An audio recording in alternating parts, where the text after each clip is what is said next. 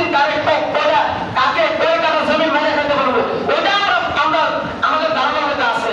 কিন্তু আল্লাহ বলেছে আপনি মানুষকে ঠকানোর কারণে আপনার রোজাটা আল্লাহর কাছে কবুল হয়েছে না, সাজা যখন মালিক দিবে আল্লাহ তাআলা বলেন হে বান্দা শুন, আমি আল্লাহ তাআলা রমজানের সাজা আমি আল্লাহ ফেরেশতার মাধ্যমে দিব না। as-sawmi ওয়া আনা আজজি বিহি। আল্লাহ তাআলা বলেন আল্লাহ পাক রব্বুল আলামিন ফরজ তাদের সব ফেরেশতার মাধ্যমে দিবেন, যাকাতের সব ফেরেশতার মাধ্যমে দিবেন, ঈদুল ফিতর আদায়ের সব ঈদুল ফিতরের আদায়ের সবটা ফেরেশতার মাধ্যমে দিবে, মসজিদে দান করছেন দানের সব ফেরেশতার মাধ্যমে দিবে, মাদ্রাসায় দান করছেন দানের সব ফেরেশতার মাধ্যমে দিবে।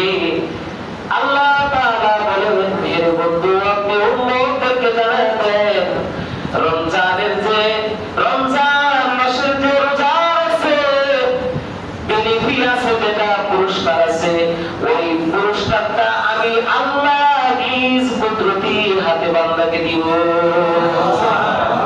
আল্লাহ পাক রব্বুল আলামিন বলেন হে বান্দা শোনো, রমজানের ফজিলতটা আমি আল্লাহ তাআলা রমজানে আগে আল্লাহর জন্য রোজা রাখছো, আল্লাহ বলেন as-sawmu লি ওয়া আনা আজজি বিহি। আমি আল্লাহ তাআলা রোজার পুরস্কারটা কেমন ভাবে দিব? আল্লাহ বলেন আমি আল্লাহ হলাম তোমার আর বান্দা তুমি হইলা আমি আল্লাহ। সুবহানাল্লাহ। সবচেয়ে বড় সরকার রাজা বলতেছে যে সবাই এদিকে আসো, তোমরা তোমাদের প্রতি খুশি হইয়া আমি আজকে তোমাদেরকে আমার ধন সম্পদ যা আছে সব দিয়ে দিলাম, তোমরা এই যে পুষ্করি আছে, বাড়ি ঘর আছে, যা আছে, ক্ষেত খাবার আছে, গাছপালা সবকিছু আছে, স্বর্ণের গুড়াও আছে, যে যা পারো তোমরা তাড়াতাড়ি দৌড়িয়া যেখানে গিয়ে যে যা হাত রাখবা সেখানেই তোমরা সেটা পাওয়া যাবে। একজনে দৌড়তে এলো পুষ্করি দিকে বলে পুষ্করি আমার, পুষ্করি হাত দিয়ে বলে এই পুষ্করি আমার, যত মাছ আছে এটা আমার রাজা দিয়ে দিচ্ছে, হাত রাখলেই এটা আমার। আরেকজনে স্বর্ণের ডিব্বের মধ্যে ধরে বলে এটা আমার, আরেকজনে হেঁটের মধ্যে ধরে বলে এটা আমার, এটা আমার, আরেকজনে গাছের মধ্যে ধরে বলে গাছ আমার, আরেকজনে রাজার প্রসাদের মধ্যে ধরে বলে এটা আমার। কিন্তু একজন কোন জিনিসের মধ্যে হাত দেয় না, একজন কোন কিছুর মধ্যে হাত দেয় না। একজন কর্মচারী সে পিছন দিয়া রাজার পিঠের মধ্যে কাঁধের মধ্যে ধরে রাখছে, এবং কাঁধের মধ্যে ধরে রাখছে।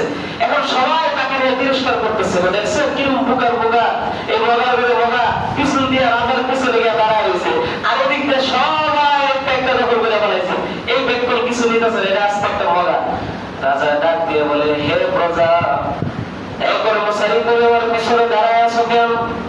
সবাই সব কিছু নিয়ে গেলে তুমি পিছনে দাঁড়ায় আছো কেন? দাঁড়ায় আছো? এবার কর্মচারী উত্তর দেয় ও রাজা, আমি আপনাকে মহাব্বত করি, আমি সম্পদকে মহাব্বত করি না।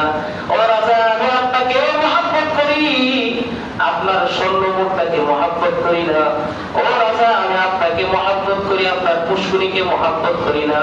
ও রাজা আমি আপনাকে মহাব্বত করি, আপনার ধন সম্পদের দিকে আমার নজর নেই, আমি আপনার দিকে নজর। এই জন্য আপনার পিঠের মধ্যে হাত রাখছি, কারণ আমি জানি যদি আমি রাজাকে পাওয়া যাই তাহলে পৃথিবীর সব আমি পাওয়া যাবো। আলহামদুলিল্লাহ বলেন না? আমি যদি রাজাকে পাওয়া যাই সব পাওয়া যাবো। এই তদ্রুপ যে সমস্ত বান্দা হলো চালাক, যে সমস্ত বান্দারা চালাক তারা ঠিকই দেখবেন রমজানে আল্লাহর কাছে যা চাওয়ার সব চাইয়ে নিতেছে, আর যারা বোকা তারা কিন্তু পারতেছে না।